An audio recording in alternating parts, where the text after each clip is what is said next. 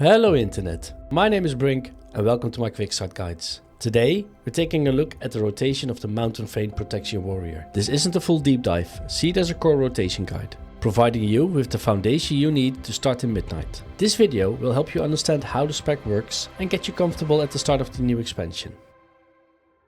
No homework, no spreadsheets, just the important knowledge you need to start tanking with confidence. If you do enjoy this guide and would like to see a talent guide or a more in-depth guide, make sure to press like on this video. If this video reaches 500 likes, I will create a more in-depth guide for the warrior. For this video, we'll be focusing strictly on the Mountain Thane hero talents and the impact on its rotation and how it all works together. This way you get a clear understanding of what's happening and why.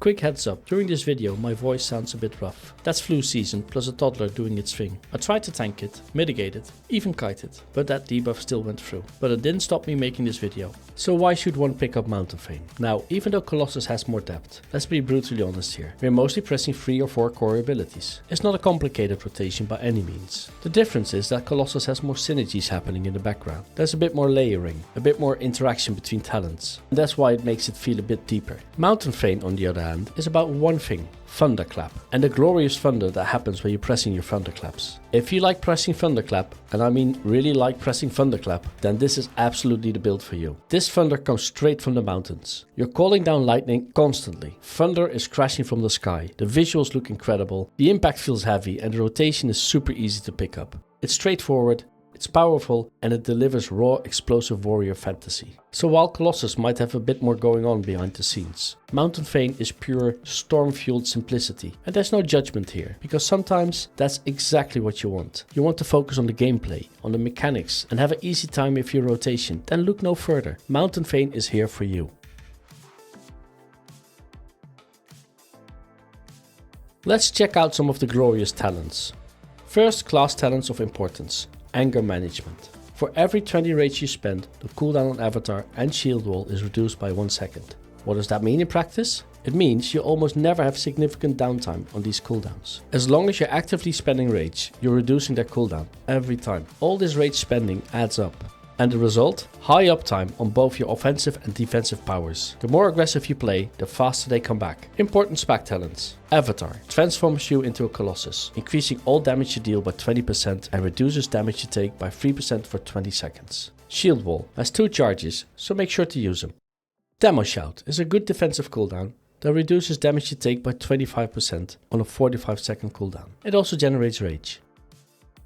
On the talent row, where you can choose between Whirling Blade and Ravager, Ravager gives you a 12-second active window where Thunderclap and other key abilities deal 50% more damage while Ravager is up. That means if you time Ravager with your burst windows like Avatar on big AoE pulls, every Thunderclap you cast in that window gets a big damage boost. It's a reason why some players prefer the controlled Ravager choice over the passive proc chance of Whirling Blade. But if you want less buttons to press, just go for the passive version. It does its job very well, so the choice is all yours.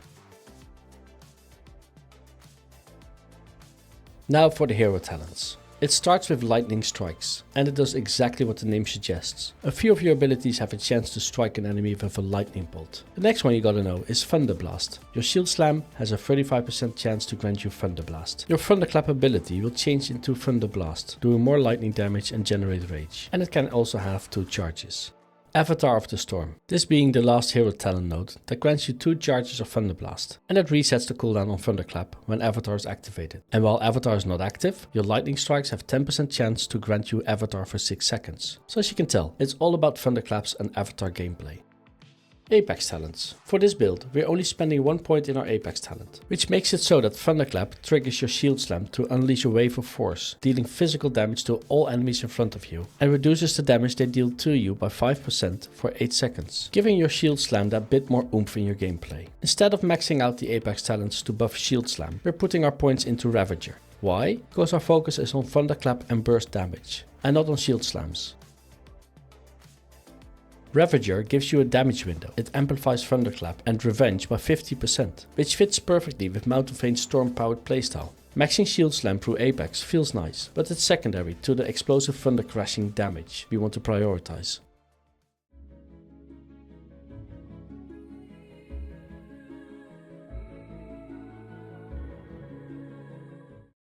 Understanding the rotation. Instead of me explaining a fixed order of buttons to press, I feel it's way more useful to understand the meaning of your rotation and what it is you're trying to accomplish. You have one resource, rage, and just one rage bar to keep an eye on.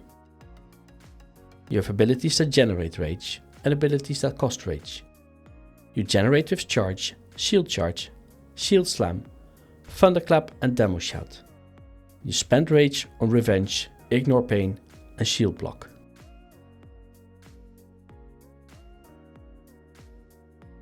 Ideally, you'd be in Avatar 100% of the time, but that's not possible. The goal is to get Avatar back as quickly as possible and spend as much rage as you can on Thunder Strikes, so you can tap in the 10% Avatar proc bonus. The dream? Hitting Avatar at the same time as Whirling Blade procs for maximum burst. But since we can't control that timing perfectly, the real target is simple. Use Shield Slam and Thunderclap as often as possible. That's the core of Mountain Thane's rotation.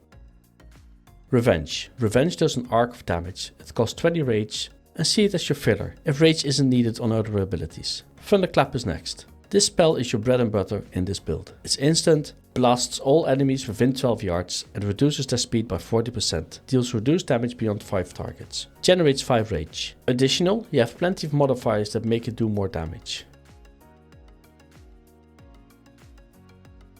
Avatar. Avatar is cast on cooldown, roughly every 50 seconds. More cooldowns means more rage, means more cooldowns.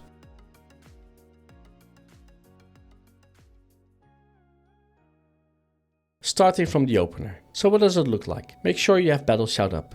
If you have Ravager talented, not as a passive, then use it on the pack you're going for. Now generally, you'll want to taunt your main target as you cast Charge. Cast Avatar as you charge in, followed up with a Shield Slam. Now use a Thunder Blast. Now this is already your opener. Let me freeze it here for a second. A good habit to have is when starting on a pack, getting threat first with Thunderclap and using the rage you just generated by charging in and Shield Slam on the defensive, like Shield Block. So weave that in, or use a Shield Charge that also provides a Shield Block. With that out of the way, by now more adds have gathered to your location. So start pressing your core rotation. Shield Slam and Thunder Blast. Weave in Revenge if it procs. And try to get as many Thunderclaps rolling as you can. Remember to press Ignore Pain if you have more than 75 rage. Use Demo Shout to generate some rage when it's low. And yes, I know it's a defensive cooldown, but on a 45-second cooldown, use it often. And make sure when you do use it, it doesn't overcap your rage. It's really easy to overcap, so spend your rage on Ignore Pains and Shield Blocks. And start feeling that rhythm of generating rage and spending it. Use your Thunderclaps to gain aggro on other adds when picking up multiple packs. As simple as it sounds. If you do feel like you're making small mistakes at times, don't worry about it too much. Just make sure you're always pressing something.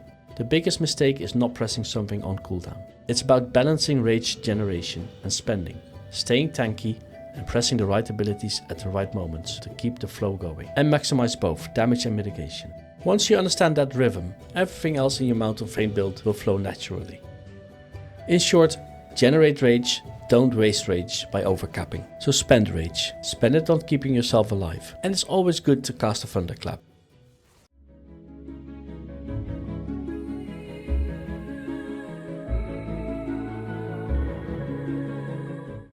And there you have it. That's the full breakdown. Keep the cycle going and you'll maximize both your damage and survivability. It's time to wrap things up. There's honestly a lot more we could talk about with Protection Warrior. This class also has a lot of utility, so it's definitely worth a deep dive. Smash that like button and I will provide you with one. For now, we covered a lot just going over your core rotation, so we're going to end it here. I hope this video helped you out. If it did, drop a comment below and let me know. Talent build links can be found in the description below. With all that being said, I'll see you guys in the next one. Thanks for watching this video, and until next time, Brink's out.